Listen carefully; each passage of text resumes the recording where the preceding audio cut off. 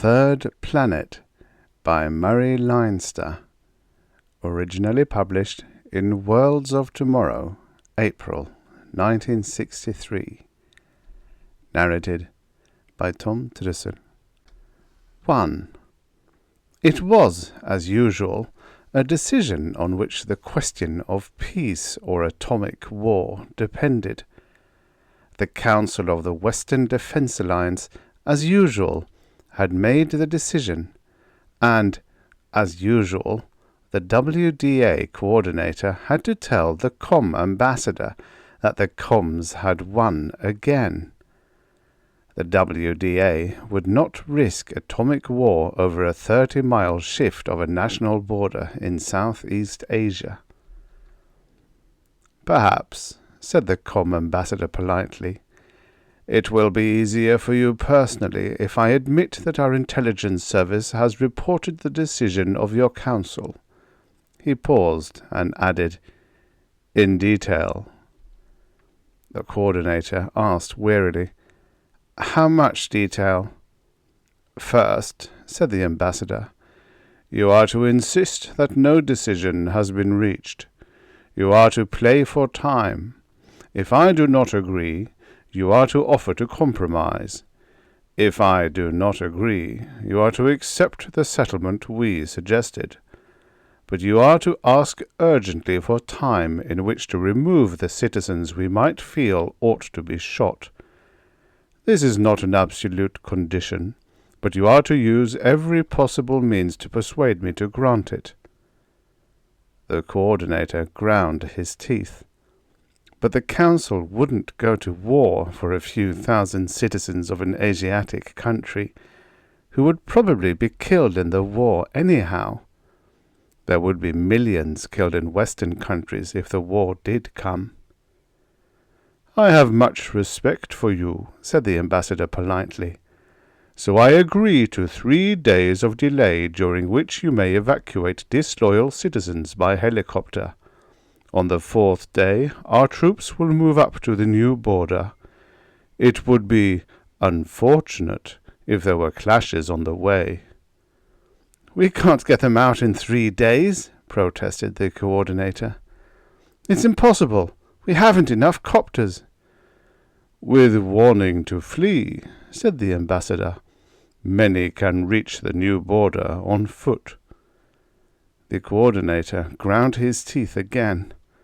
That would be a public disgrace, and not the first one for the WDA for not protecting its friends. But the public in the Western nations did not want war.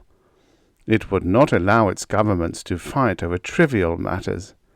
Its alliance could not make threats. On the other hand, the public in the COM nations had no opinions its governments had not decreed. The COM nations could threaten.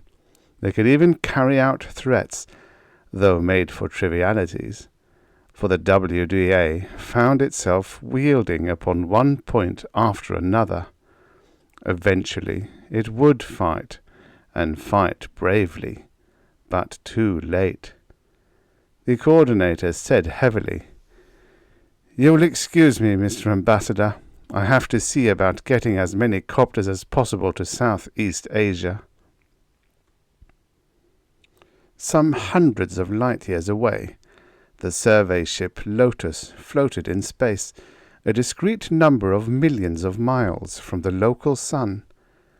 It was on a strictly scientific mission, so it would not be subject to COM suspicion of having undesirable political intentions. At least, they hadn't demanded to have an observer on board. COM intelligence reports were notoriously sound, however, and possibly spies had assured their employers that the Lotus's mission was bona fide. Her errand was the mapping and first examination of a series of Sol-type solar systems. This was the 9th such system on the list. The 3rd planet out from the sun, here, lay off to starboard. It was near enough to have a visible disk to the naked eye, and moderate magnification showed ice caps and permanent surface markings that could be seas and continents. As was to be expected, it was very much like a more familiar third planet out, Earth. The skipper gave Nolan the job of remote inspection while the gross examination of the system went on. Nolan had a knack for such work, and much of it naturally fell to him. "Okay," he said resignedly. "Another day, another world." "My private nightmare," said the skipper, with humour, "is bug-eyed monsters. Try not to find 'em here, Nolan, eh?" He'd said that 8 times before on this voyage. Nolan said, "My private nightmare is getting home and finding out that while we've been finding new worlds for men to live on, they've started a war and made Earth a place to die on. Try to arrange that it doesn't happen before we get home, eh?" He'd said that 8 times before on this voyage, too. "I wish us both luck, Nolan," said the skipper, "but that ball out yonder looks plausible as a nest for bug-eyed monsters." He shook his head and went out. He was still being humorous. Nolan set up his instruments and went to work. As he worked, he tried to thrust away the thoughts that came to everybody on Earth every day. They were as haunting, some light centuries from Earth, as back at home. There was the base the comms were building on the moon. The WDA had an observatory there, but the comms were believed to be mounting many more rockets than telescopes. And there was that unsatisfying agreement made between the comms and WDA just before the Lotus took off. Each promised solemnly to notify the other of all space takeoffs before they happened. The idea was to prevent a mistake by which a Pearl Harbor-style attack might be inferred when it wasn't really happening. The fact that it could be prepared against was evidence of the kind of tension back on Earth. But the Lotus was far from home. She lay some 70-odd millions of miles out from the Sol-type star Phanuel Alpha, whose third planet Nolan was to look over. He sent off a distance pulse and took angular measurements of the planet's disk. The ratio of polar to equatorial diameters was informative. The polar flattening said that the day lasted about 30 hours, almost like Earth's. The equatorial diameter of 8,200 miles was much like Earth's. The inclination of the axis of rotation indicated seasons, not exaggerated, but much like the seasons on the third planet of Sol. The size of the ice caps indicated the overall planetary temperature. There were clouds. In fact, there was a cloud mass in the southern hemisphere that looked just like an earthly tropic storm undergoing the usual changes as it went away from the equator. This was very much like Earth, and the dark masses which were seas. Nolan frowned. Those mud-coloured patches were water, undoubtedly. A narrow-band light filter proved it. But the areas which were neither sea nor cloud mass, there were 3 levels of brightness to be seen on the disk outside the polar areas. One was sea bottom, one was cloud, the other— Nolan fretted a little. There was something wrong. The solid ground surface of the planet was too light in colour. It was such items that a person with a knack for it would notice sooner than a man without the knack. Vegetation should be more nearly midway between sea bottom and cloud mass in colour. Nolan fitted in the chlorophyll filter. On the planet of a Sol-type sun, vegetation had to use chlorophyll or else. Through this filter the clouds would show, of course. They were white and reflected all colours of light. But no colour that chlorophyll didn't reflect could pass through the filter. The cloud masses showed clearly. Nothing else appeared. The filters would have shown vegetation. It didn't. It said there wasn't any. Nolan stepped up the magnification. He saw other things. He didn't like them. He got some maximum magnification pictures and interpreted them with increasing grimness. He went to make his report just as the system constants began to reach the skipper. The local sun's mass was 1.3 sols. The solar rotation period was 34 days. There were sunspots of perfectly familiar kinds. The Loriac laws about the size and distribution of planets in a Sol-type system were borne out. One was small, and its sunward side was probably at a low red heat. This was like Mercury. Planet 2, like its analogue Venus in the home system, would be resolutely unoccupiable by man. Planet 4, analogous to Mars, was smaller than 3 and had a very thin atmosphere. There were gas giants in orbits 6 and 7. Then a novelty, Loriac's laws predicted things about 5th planets too. But they'd never been verified because 5th planets were unstable. They blew up. Only fragments, asteroids, had so far been noted where 5th planets of Sol-type suns ought to be. But there was a 5th planet here, rolling magnificently through emptiness. It matched the Loriac predictions.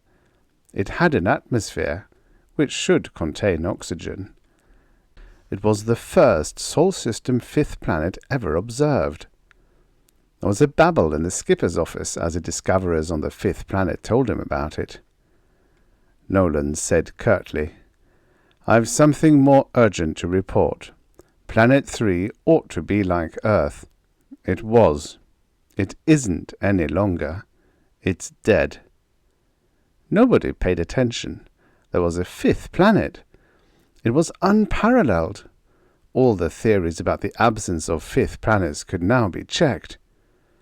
"I'm telling you," said Nolan sharply, "that the 3rd planet's dead. It was alive, and something happened to it. It has seas and clouds and ice caps, and they're water, but its land surface is pure desert. Where life can exist, it does. Always. Life did exist here. Now it doesn't." He turned to the skipper. "Maybe bug-eyed monsters killed it, skipper. It looks to me like murder." Then they stared at him. He spread out his pictures. He pointed out this item and that. They were conclusive. Nobody else might have realized the facts behind them quite so soon, but when put together they fitted. "Familiar, eh?" asked Nolan sardonically. "You recognize the pictures like them before? They weren't made with cameras like these, but artists drew them from descriptions of what would happen. Here it's happened. I think," he added, looking at the skipper, "that this is more important than 5th planets. I think we'd better go over and get what information we can and take it home.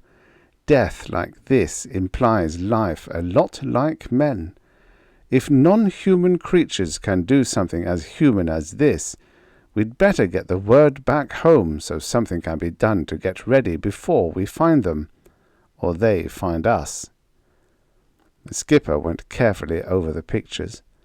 On one he put his finger on a feature Nolan hadn't mentioned. He seemed to wince. "I think you win, Nolan," he said painfully.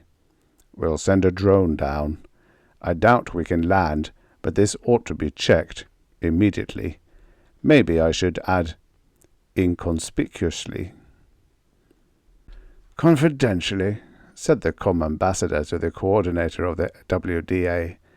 "Confidentially, I agree that it is a trivial matter. But we are a new nation. Our people lack perspective. They rejoice in the strength and vigor of the nation of which they are citizens. They will not allow that nation to display what they consider weakness in any matter. One has to allow for a certain exuberance in the people of a nation newly freed from the tyranny of capitalists and warmongers such as still enslave the people of your countries. We cannot yield in this matter." The coordinator said, "To be confidential in my turn, we both know that what you just said simply isn't true. Your government decides what its public shall think. It makes sure they don't think anything it doesn't want them to." The Com ambassador shrugged his shoulders. He was very polite. He did not even pretend to resent being called a liar. "Now, my country intends to move forward in this matter in 10 days, he observed, "and it would be deplorable if our soldiers were fired on." 2. It turned out that it wouldn't have mattered if the Lotus had sent screaming notifications of its presence throughout all nearby space. There were detectors out, of course, but they reported absolutely nothing as the Lotus moved on toward Planet 3. There was static from storms upon the planet. It grew louder as the survey ship approached, but there was no sign of anything alive. The Lotus cruised some 200 miles above seas and cloud masses in desert, photographing as she followed a search pattern that covered all the sunlit hemisphere. There were mountains in the tropics which by all the rules of meteorology should have had rainforests at their feet. They didn't. There was a river system which ran like the Nile for 1,000 miles or more, through deserts like those of Egypt. There should have been at least a ribbon of vegetation along its banks. There wasn't. Where it reached the sea was an enormous delta. A drone went down and reported temperatures and humidity and the composition of the atmosphere and the radiation background count. One would have thought the records those of Earth. The background count was a trifle high, 3.9 instead of 3.6, but there was 18% of oxygen in the atmosphere. The only oddity there was nearly a full percent of helium. When the drone came up, it brought samples of soil and seawater. There was no life in either. The soil was mostly mineral dust, but an electron microscope disclosed abraded fractions of pollen grains and the like. The seawater sample had evidently been picked up by the drone's dredge from some shallow.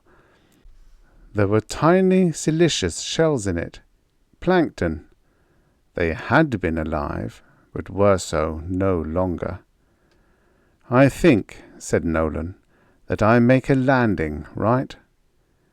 The skipper said crossly, "Yes, you're the best man for it. You notice things, but I doubt you'll learn very much." He tapped the written report that the radiation background count was 3.9. "It happened a long time ago. A long, long time ago." Then he said, with a totally unsuccessful attempt at humor, "Try and find out that it was bug-eyed monsters, eh? It looks too much like Earth. I'd rather blame monsters than men." Nolan growled and went to prepare for the landing. 2 other men would go with him, of course. The Lotus wouldn't descend. It cost fuel to make landings. Unless there was some remarkable specimen that a drone couldn't handle, the ship would stay aloft. So a drone took 3 of them down to ground, a second drone following with equipment. They had weapons, of course. Men never land anywhere without weapons. They had the material for a foam house camp. They had a roller jeep running on huge inflated bags.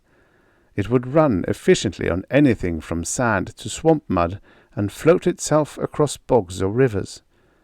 They had cameras and communicators. Nolan had picked Crawford for geology and Kelly for communications. They could get other specialists from the ship, if desirable.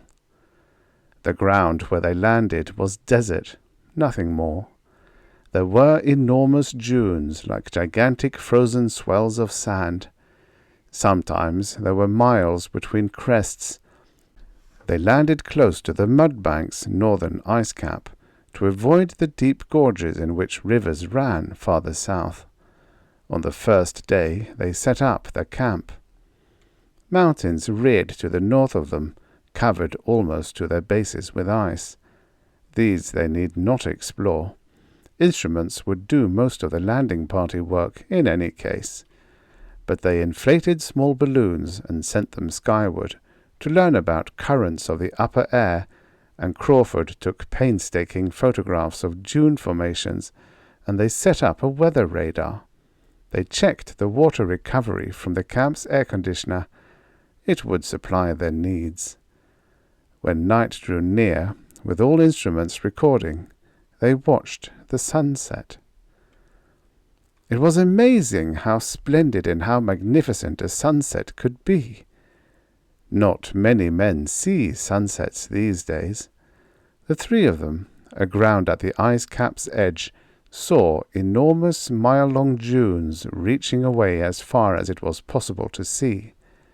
They cast black shadows.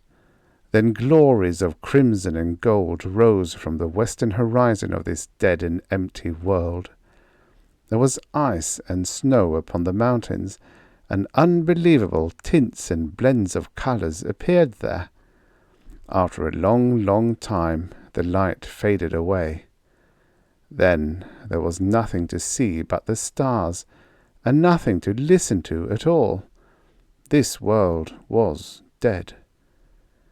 They went in their camp house and shut out the dark and the silence.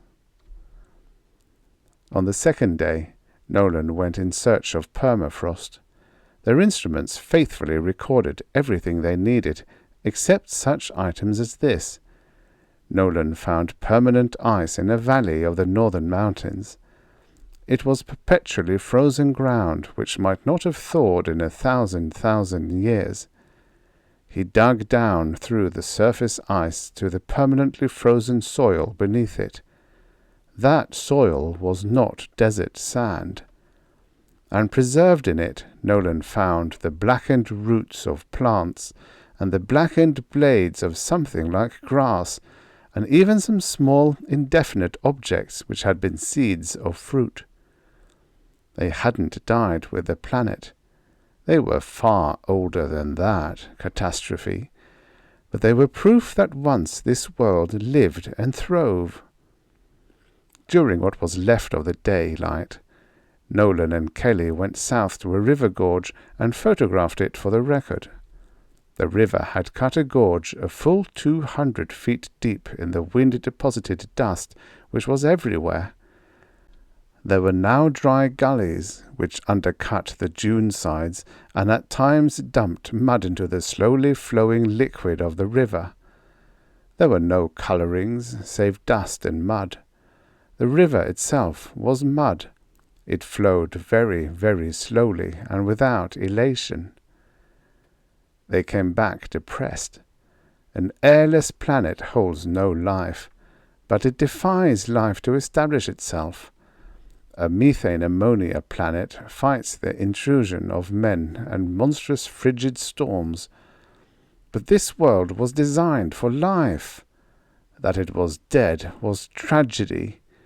Its rivers flowed sullen, syrupy mud, which moved reluctantly toward the lifeless seas. Kelly wouldn't look at the sunset this second night. He went into the camp and turned on music. Crawford watched for a little while only. There were clouds. There were breezes. One knew that here and there rain fell in gentle showers which should have nourished grasses and flowers and filled the air with fragrance. But instead it fell upon impalpable dust and turned it to mud, which flowed slowly into gullies and into rivers which were also mud and moved onward, until perhaps after years the soil would become part of a mud-bank in the ocean. Nolan came into the foam-walled house and said shortly, "We'll finish up tomorrow and leave." Kelly said abruptly, "Nobody's made any guess about why everything died here, but we all know." Crawford said reflectively, It must have taken a lot of intelligence to murder this planet. When do you suppose it happened?" 10,000, 20,000 years ago," said Nolan. "The whole place must have been radioactive, air and all. But if they used cobalt, the background count could be down to 3.9 in 10 or 20,000 years." "We haven't," said Kelly, "seen any craters. Even the pictures from out in space didn't show bomb craters." "When everything died and turned to dust," said Nolan, "there'd be dust storms. There still must be. They'd cover anything. There was a terrific civilization in part of what's now the Sahara back on Earth. By pure accident, they've found a patch of highway and a post house. Everything else is covered up. Cities, highways, dams, canals. And that's heavy sand instead of fine dust. The Lotus found some shadows on a photo. They want us to look and see what cast them. We'll look at it tomorrow and then leave." Crawford said deliberately, "We three have had a preview of what Earth will be like before too long. I wonder if it would do any good on Earth to show them what we've found." "It's being argued on the ship," said Nolan. "Some say we'd better suppress the whole business." Crawford considered. "The comms aren't a very believing people," he said slowly, "but our people are. If we report this, our people will believe it. But the comms can tell their people it is lies. Our people will want peace more than ever if they see what a war will mean. But the big-shot comms will just take that as a reason to demand some more concessions, and more, like demanding to build a base on the moon." "I'm going to bed," said Nolan. He added ironically, "I hope you have pleasant dreams." He did go to bed, but he slept very badly. The others slept no better. All three of them were up before sunrise. They saw it, and to Nolan the coming of the light seemed somehow like an eager arrival of the new day, anxious to see if some tiny thread of green somewhere lifted proudly from brown earth to greet it. But none ever did, or would. "We should be through by noon," said Nolan. They set out in the jeep. They abandoned the camp. They would abandon the jeep, too, presently, when they went up the ship that waited in orbit. They headed west, and Kelly took over the microwave set that sent a wide-fanning beacon skyward. The Lotus was in orbit now. Every 90 minutes she was overhead. She'd completed the mapping of the planet. Every square foot of its surface had been photographed from aloft. They drove. The ungainly inflated bags which took the place of wheels rolled unweariedly, at first over dew-wetted dust, then over the minor gullies which, so near the ice cap, were not yet gorges. They went on for 20 miles, and the abomination of desolation was all about them. "We shouldn't tell about this back home," said Kelly abruptly. "If the com people saw it, they'd know that His tone was ironic. National aspiration justified the risk of this. But they wouldn't see it, and our people might look at it and decide that anything was better than this. But it isn't." Nolan said nothing. He didn't believe that the discovery of this dead planet could be kept a secret for very long. The mountains drew back to northward, and the desert took their place. The Lotus went by overhead, unseen, but it gave a message to Kelly. "We are on course," he reported. "The ship just said so. 10 miles more." In 10 miles they came upon a city, or what had been one. It was partly buried in the omnipresent dust. That is, they saw part of a city's remnants showing in the mile-wide trough between dunes hundreds of feet high. There were other remnants between 2 other dunes, and still more in yet other troughs beyond. Structures of stone had existed, and portions of them remained. They had cast shadows the Lotus had discovered from aloft. The stone remains were abraded by the dust-carrying winds of 100 centuries. Their roofs had been crushed when monster dunes formed over them. They had been re-exposed to the sunshine when winds moved the dunes away. There was no metal left, no glass, no artifacts. They had been buried tens or hundreds of times and uncovered as many. There was nothing left but skeletons of stone which cast angular shadows, though their fragments were rounded by centuries of patient wind erosion. It had been a very great city, but Nolan made the only observation that could tell anything about its occupants. The builders of this city, he said tonelessly, used doors about the same size we do. And that was all they could find out. Presently, New York will be like this eventually, said Crawford, and Chicago, and everywhere else. Kelly spoke suddenly into the microwave transmitter. He said sharply to the ship, invisibly overhead, "Yes, send down the drone. We've had it." The council member from Brazil made an impassioned speech in the supposedly secret meeting of the Western Defense Alliance. He pointed out with bitter factuality that no past yielding to COM demands had gained anything. Further yielding would be suicidal. He made a fierce demand that the WDA present a united front against this fresh diplomatic pressure, that it refuse, flatly and firmly and with finality, to make a single concession on a single point. It was a good speech. It was an excellent speech. It and others like it should have been made a long time before. The coordinator of the Western Defensive Alliance nodded at its end. "I agree," he said, "with every word the representative from Brazil has spoken. I think we all agree. The practical thing to do, of course, is to send a combined expeditionary force to maintain the independence of Sierra Leone. This force should be formed of contingents from every Western Defense Alliance nation, and it should have orders to prevent the entry of COM troops into Sierra Leone territory. I do not think that anything less will prevent the extinction of another member nation of the Western Defense Alliance. Will any council member propose such action for a vote?" There was a pause. Then babblings. "It would mean war. It would mean atomic war.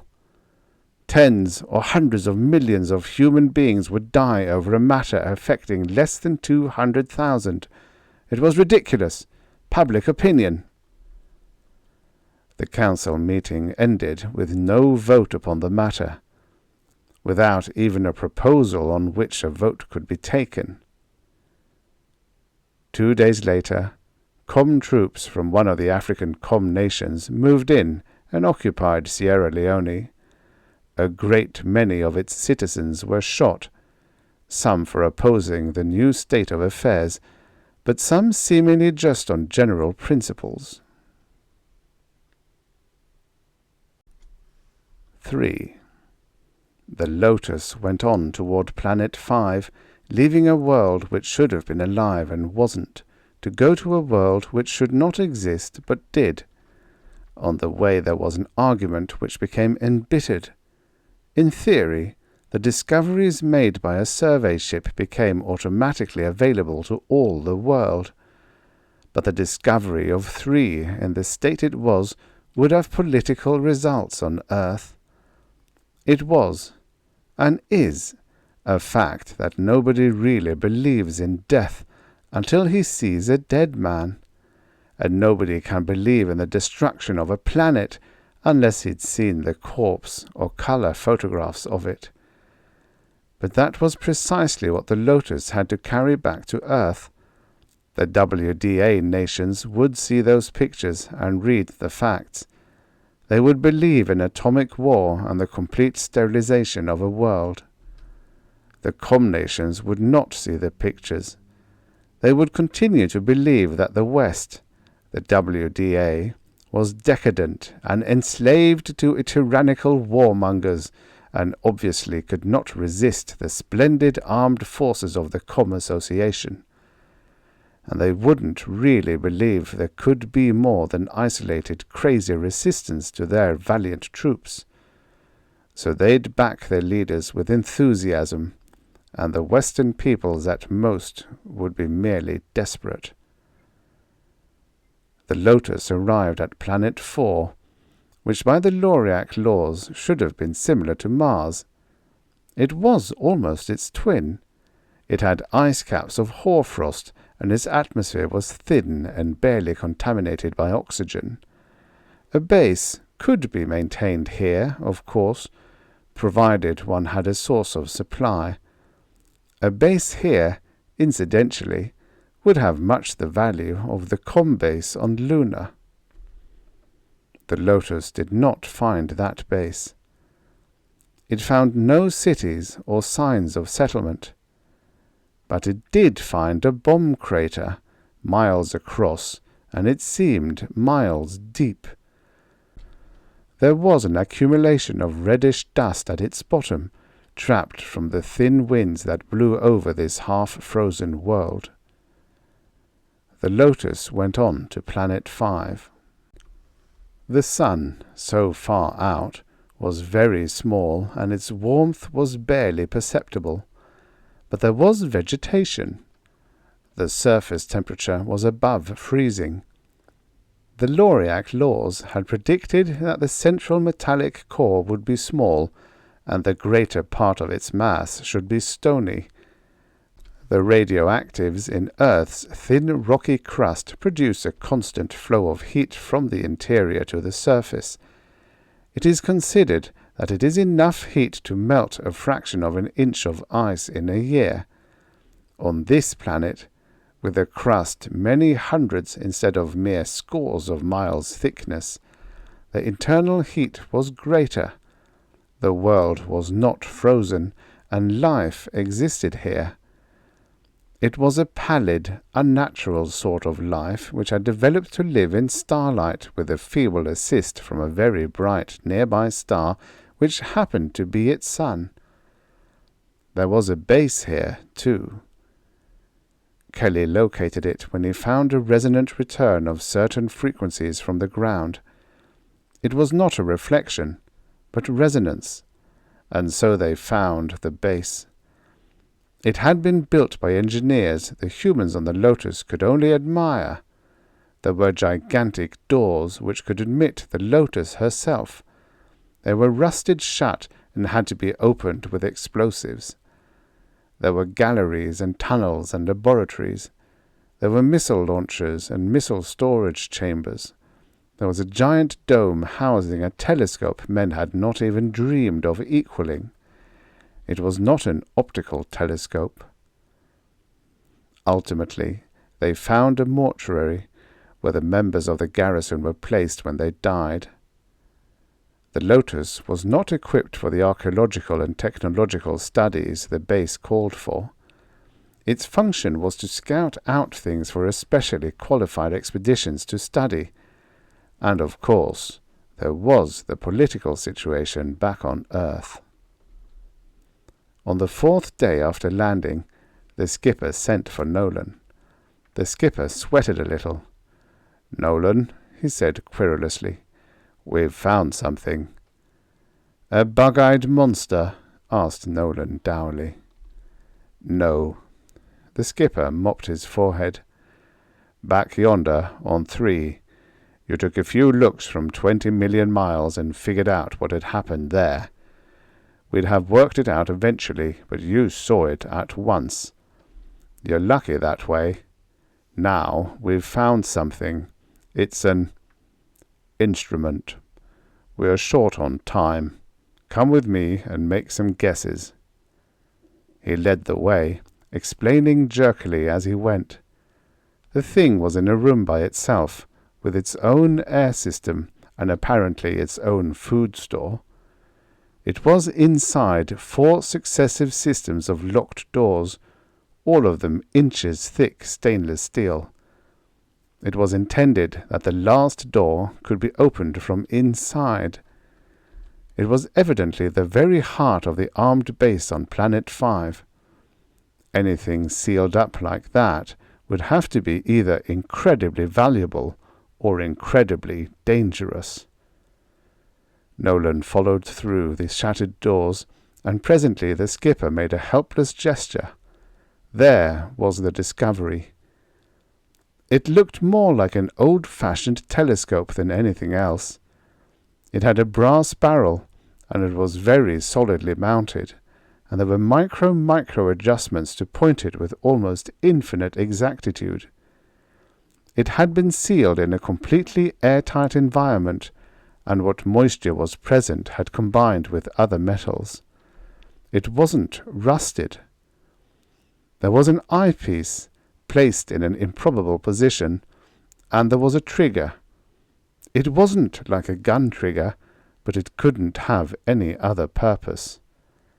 There was no porthole for it to fire through. The compartment in which it had been sealed was deep underground. Nolan said uneasily, "It's a weapon, of course." "Of course," said the skipper. He mopped his forehead. I think we should take it home. It might make a difference to WDA, but we don't know what it does. It could be a mistake." Nolan walked around it. He saw that it could be aimed in almost any direction, but not quite. There was a direction that stops prevented it from pointing to. Nolan said, "What's in that direction?" The skipper jumped. When Nolan asked the question, he began to suspect many answers. He said in a stricken voice, "That's where the missiles were launched, and where the others are stored." Nolan stared at the thing. It looked hateful.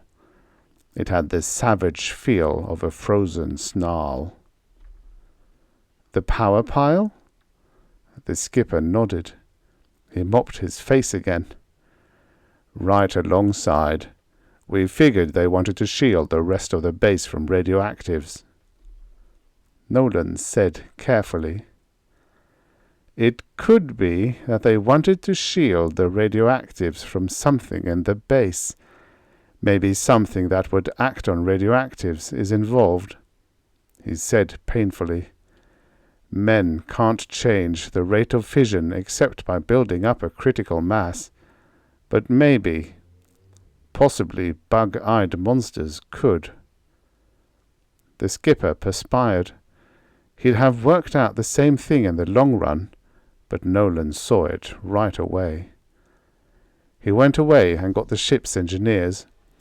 They brought an X-ray for finding flaws in metal. They took pictures of the inwards of the brass-barreled instrument in its place.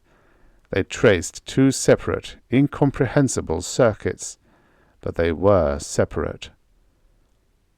At long last, the skipper nodded permission for Nolan to try the eyepiece, to see what it showed with heavy metal and much soil and vegetation atop it.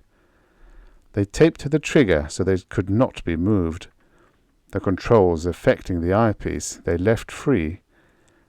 The skipper almost dripped sweat as Nolan turned on the eyepiece circuit, peering in.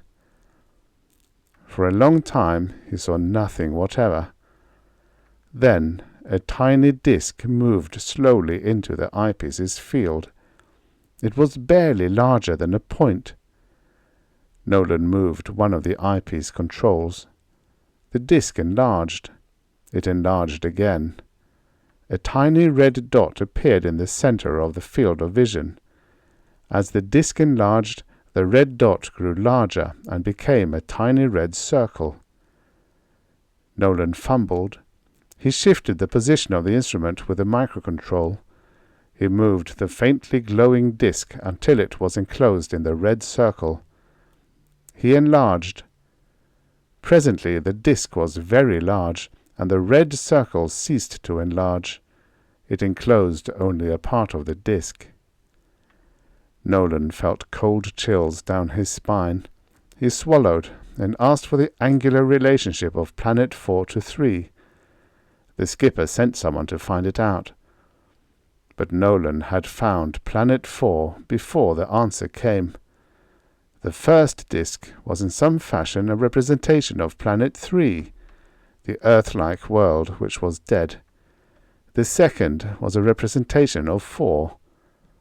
There was a bright spot near the equator of 4, the equator being located by the flattening of the poles. It would be just about where a gigantic atom bomb crater still existed. Nolan drew back and took a deep breath.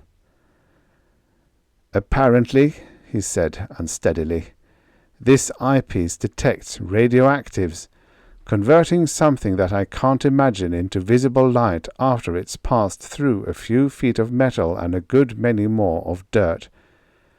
There's a red ring which makes me think of a gun sight, and there's a trigger.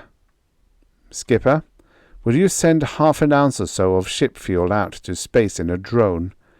I think we're going to have to pull this trigger." The skipper wrung his hands. He went away. And Nolan stood staring at nothing in particular, appalled and sickened by the thoughts that came to him. Presently the skipper came back and mumbled that a drone was on the way up. Nolan searched for it with the eyepiece. He found it. The sensitivity of the eyepiece was practically beyond belief. What it worked on, what it transmuted and amplified to light, was wholly beyond his imagination. The drone went 4,000 miles out. Nolan absently asked for somebody to be posted out of doors, watching the sky. He got the vivid spark that was the 1/2 ounce of ship fuel in the center of the red luminous ring. He turned his eyes away and pulled the trigger. There was no sound. There was no vibration. There was no indication in the underground room that anything at all had happened. There was only a violent flare in the eyepiece, from which Nolan had just drawn back. Someone came shouting from out of doors that there had been an intolerable flash of brilliance in the sky. A few moments later, the word came that the drone control board indicated that the drone had ceased to exist. The comm ambassador sighed a little when he saw the expression on the coordinator's face. Interviews with the titular head of the alliance of all Western nations became increasingly a strain on his politeness, but the coordinator said grimly, "I think I can guess what you're here to tell me." The comm ambassador said politely, "It is painful to, beat around the bush. May I speak plainly?" "Do," said the coordinator. "Our base on the moon," said the ambassador with a fine air of frankness, "some time ago reported military preparations on Earth among the WDA nations. Those preparations could have no purpose other than an unwarned attack upon us. We felt it necessary, then, to take countermeasures of preparation only. We modified the plans for our moon base to have it contain not only the telescopes and such observational equipment, but to have an adequate armament of missiles. It is now so armed." The coordinator whitened a little, but he did not look surprised. "Well?" "I have to inform you," said the comm ambassador, "that any military action directed against any comm nation, or its troops, or the Union of Comm Republics, will be met by atomic bombardment from the moon, as well as our standard military establishments. This, of course, does not mean war. To the contrary, we hope that it will end the possibility of war. We trust that all causes of tension between our nation will one by one be removed, and that an era of perpetual peace and prosperity will follow. The coordinator's lips twisted in an entirely mirthless smile. Military action against Com troops, he observed, means resistance to invasion or occupation, doesn't it? It would be wiser, said the ambassador carefully, to protest than to resist. At least so it seems to me. The coordinator of the Western Defense Alliance said, "Tell me something confidentially, Mr. Ambassador. How long before you expect—" No, you wouldn't answer that. How long do you think it will be before I am shot? The ambassador said politely, "I would hesitate to guess." The Lotus started back to Earth with the enigmatic weapon fastened firmly in its cargo hold. Great pains had been taken to keep it from being knocked or shocked or battered in its transfer to the ship. Firmly anchored, Nolan had insisted that the stops, which prevented it from being aimed below the horizon or toward the radioactives in the base, be adjusted so it could not be aimed at the Lotus's own engines or fuel stores. There were no missiles to worry about, of course. Even this precaution, however, roused doubt and uneasiness, especially among the scientific staff. It was highly probable that when the Lotus reported in from space, the comms would ask to examine such specimens as she brought back. The request would be expressed as scientific interest, but a refusal would be treated as a concealment of dire designs.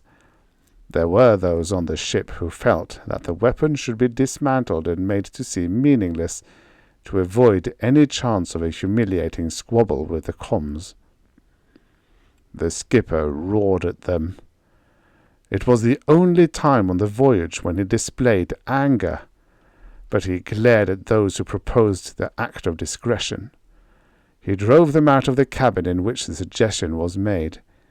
He turned to Nolan, who definitely was not a party to it. His manner changed. He said querulously, "Nolan, why do you want that thing mounted so it could be used if necessary?" "That's the way it was mounted on Planet 5. To box it or case it might injure it. To take it apart might mean that it could never be got together in working order again." "Is that the real reason?" demanded the skipper. "It's a good reason, but is it the real one?" "No," admitted Nolan. "It isn't." The skipper fumed to himself. "We might get home," he said fretfully, "and find things just as we left them. Then there'd be no harm in the mounting. We'd at least try to diddle the comms and get it ashore without their knowing it was important. We might get home and find that war'd broken out and Earth was dead like the third planet back yonder, only not all yet turned to desert. Then the mounting wouldn't matter. Nothing would. Or we could find that the comms had smashed the West and were all cock-a-hoop about what they'd managed to do in a sneak attack. So it had better stay mounted. I covered everything, didn't I?" Nolan wasn't feeling any better than anybody else on the Lotus. The jitters that affected everybody but conditioned comms had been bad when the Lotus went about its business, but when the ship headed for home, nerves got visibly worse. They didn't know what they'd find there. With the third planet of Faneuil Alpha in mind, it was all too easy to believe in disaster. "There's one thing," said Nolan painfully, "that bothers me. I've been trying to think like a top brass. The WDA is a well-meaning organization, and it's gained time, no doubt, but aside from the missiles, 95% of the atomic warheads on Earth are in the hands of just one WDA nation. It happens to be ours. It's been bearing most of the load of defense costs for the West. It's the richest country in the world. There's practically no poverty in it." "What has poverty to do with a possible war?" demanded the skipper. "Everything," Nolan said uncomfortably. "The comms take over a country. They march in. There are rich people and poor people. The comms start to humiliate and destroy the rich. The poor people hated them, so the comms are popular long enough to get things going right. But if they tried that in our country—" "It wouldn't work," said the skipper. "Not for a minute." "It wouldn't," agreed Nolan. "Most of our people think of themselves as well-to-do, and the rest can hope to become so.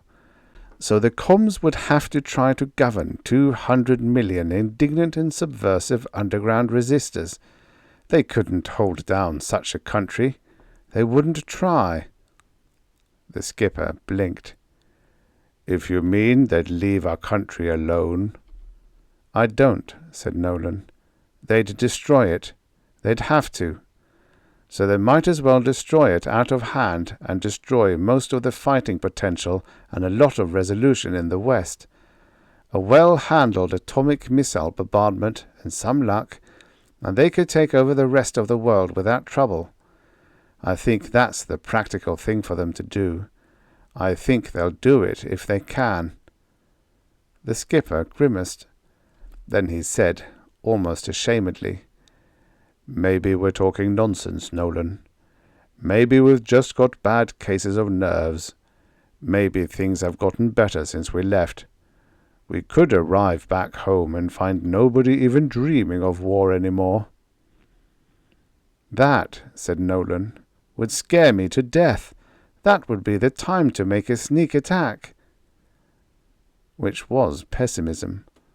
But nothing else seemed justified. It was not even easy to be hopeful about the value of the fifth planet weapon to the Western Defensive Alliance. The WDA couldn't use it in a preventative war. Their people wouldn't allow it. The initiative would always remain with the comms. The Lotus moved earthward. She carried a more deadly instrument for war than men had ever dreamed of, but the ship's company daily jittered a little more violently. The war might have been fought and be over by now. If it had, the comms would have won it. The coordinator for the WDA handed the comm ambassador his passport. "I'm sorry you've been recalled," he said heavily, "because I think I see the meaning of the move." "I'm only called home for conference and instructions," said the ambassador politely. "I shall miss our friendly chats. We have had a very fine personal relationship, though we have disagreed so often." The coordinator absently shifted objects on his desk. He said suddenly, "Mr. Ambassador, have I ever lied to you?" The ambassador raised his eyebrows. Then he smiled. "Never," he said pleasantly. "I have marveled." The coordinator took a quick, sharp breath. "I shall not lie now," he said abruptly. "I hope you will believe me, Mr. Ambassador, when I tell you one of our best-kept military secrets." The ambassador blinked and then shrugged politely. "You always astonish me," he said mildly. "Your High Command," said the coordinator grimly, "has decided not to try to take over the nation around us. It is considered impractical.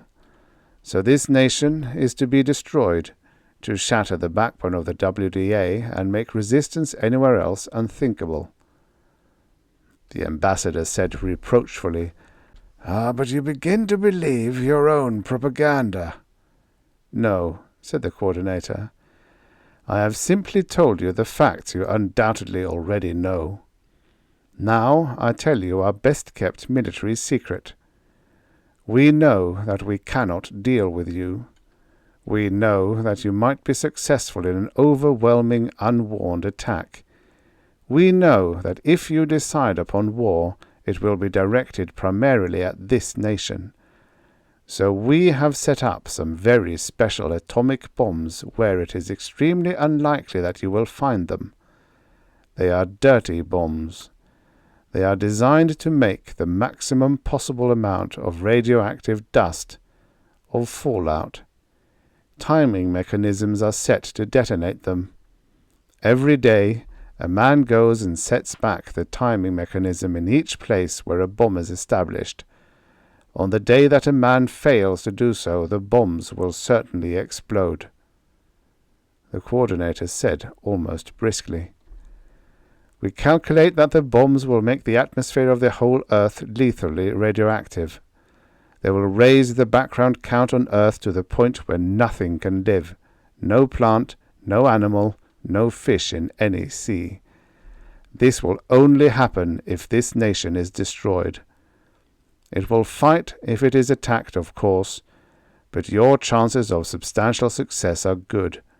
But if you are successful, the Earth will die. I may add that the people of the nations will die also, to the last individual." The ambassador started to his feet. "But you could not do that," he protested, white-lipped. "You cannot!" The coordinator shrugged and shook his head. "I have not lied to you before, Mr. Ambassador. I do not lie to you now." Then he said, formally, "I hope you have a pleasant journey home." 4. The Lotus came out of the usual sequence of arrival hops no more than 6 light seconds from Earth. 1,000,000 miles, more or less, perhaps 4 times the distance of the moon. Nolan examined the planet's sunlit face and said steadily, "Nothing's happened yet." There was almost agonized relief. Only the skipper did not seem to relax. He went stolidly to the control room and got out the scrambler card that matched just the one other scrambler card in the world. He put it in the communicator. To speak to Earth by scrambler would be an offense. It would be protested by the comms. They would insist that a survey ship should have nothing secret to report, and that anything secret must be inimical to the Association of Nations.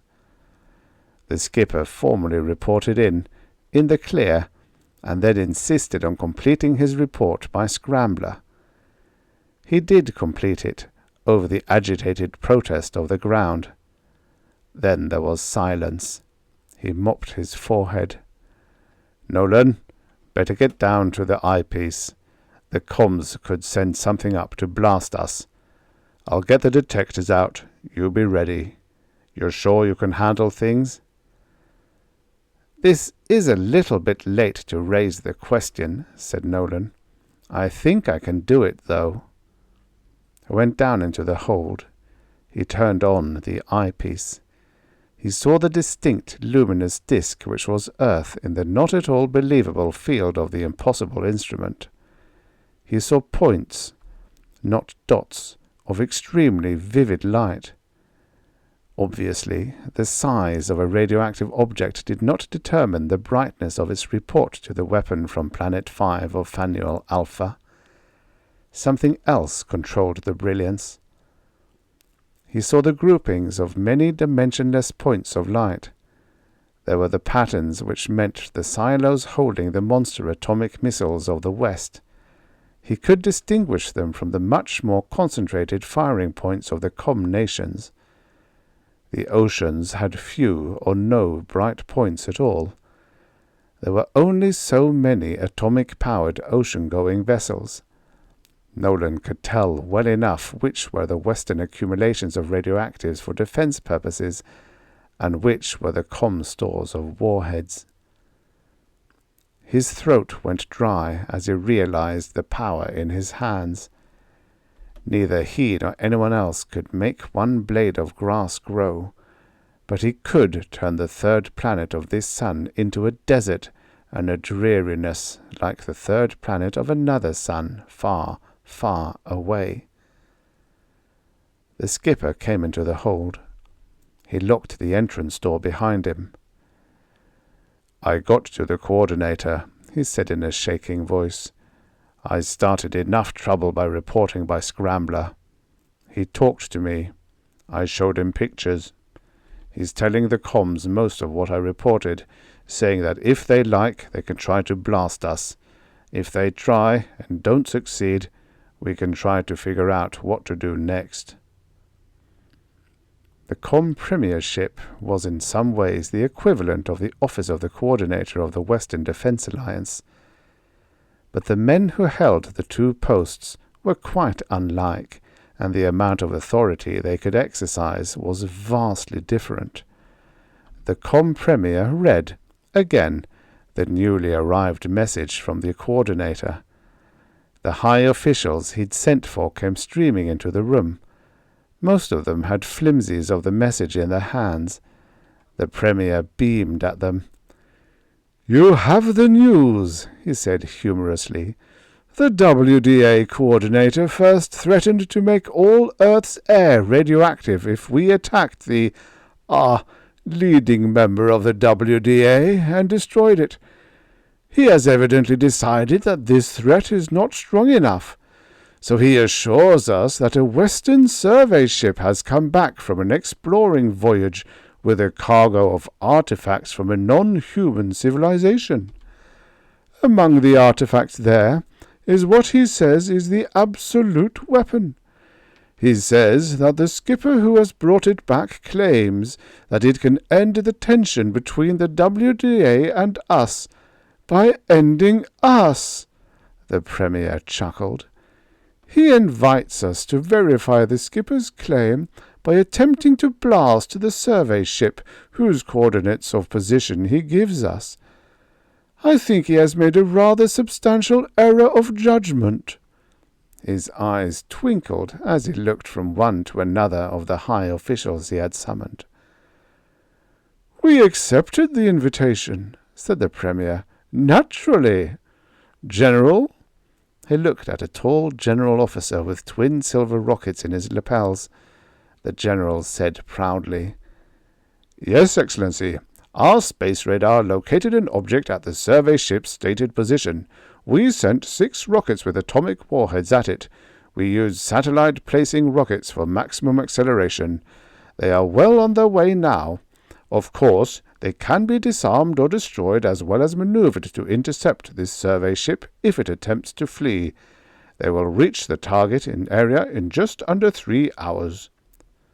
The premier nodded, very humorously. "Since we accepted their invitation, naturally the Western staff concludes that we are disturbed, that we will wait to see what our rockets learn. It would be interesting, but our scientists tell me that the alleged weapon is impossible, utterly impossible, so it is merely a trick, and we will not wait for our rockets to arrive. We might be late for our dinners, and we would not like that." The high officials made sounds of amusement. "So we put our own ending to the comedy," said the premier blandly. "The circuits are joined?" He asked the question of a craggy-faced service of supply colonel. The colonel managed to nod, and was stricken numb by the importance of the gesture. "Then," said the premier humorously, "we will destroy our enemy." He waddled across the room. He put a pudgy forefinger on a button. He pushed it. Even here, deep underground, there were roaring sounds as rockets took off for the west. All over the nations, carefully distributed rocket-firing sites received signals from the one push-button. They sent bellowing monsters up into the sky. 3 rockets reached their targets, and Nolan never quite forgave himself for it. They were murderous. They wiped out cities. But that was all. The rest of the rockets went off prematurely. A spread of 100 crossing the North Pole detonated just out of atmosphere. Others went off over the Atlantic. Not a few made temporary suns above the Pacific. Nolan brought moving specks within the thin red circle of his instruments and pulled the trigger. The points flamed momentarily and left patches of luminosity behind them. And that was that. But they continued to rise. On Earth they made noises like dragons. There was panic from their starting points. Those first out had not reached their targets. So the launching sites flung more and more missiles skyward. One of them reached a city of the west, a second, a third. The only possible answer was to blast them as they rose, then to blast them before they rose. Nolan's task became the terribly necessary one of preventing radioactives from moving away from COM territory and into WDA nations, specifically one WDA nation. He did not think of the consequences of his actions, except in terms of preventing excessively bright mathematical points of light from getting to the areas where there were so many fewer points of similar light which did not move at all. He tried to stop only those that moved. But 3 got by him, and he could do nothing but detonate all the radioactives in COM territory. He had to. When that was done, there were 6 warheads coming up from Earth. He detonated them. There were massed warheads moving toward Earth from the moon. It seemed that they practically tore space apart, that they went off together. Then the moon base began to fire rockets, hysterically, at the Lotus, and it was necessary to detonate the radioactives in the moon base.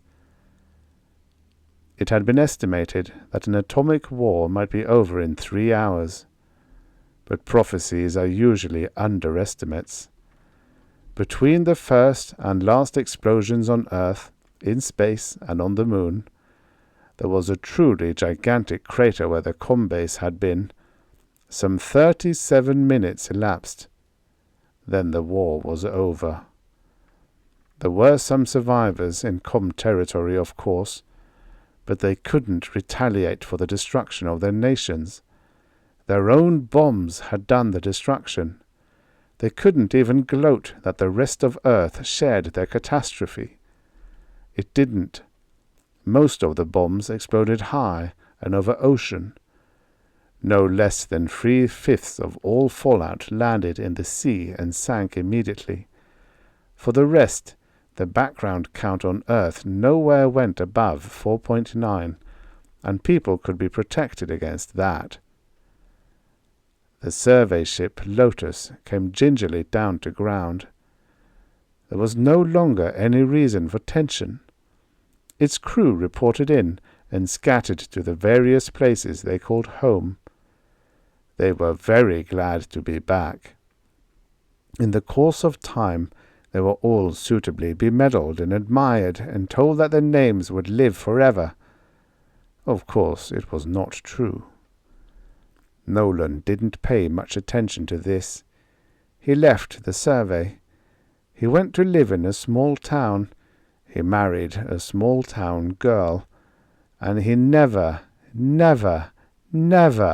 took any one of the excursions so many WDA people took to see the result of atomic explosions in COM territory when their attempt to murder one Western nation backfired. Nolan had caused that backfiring.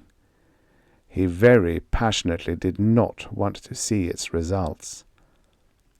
He'd seen all he wanted of that sort of thing on the 3rd planet of a Sol-type sun, some light centuries from Earth.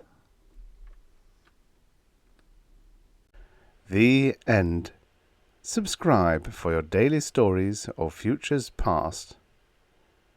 You know, many of these stories were written in a time where 50 years ago was in the future.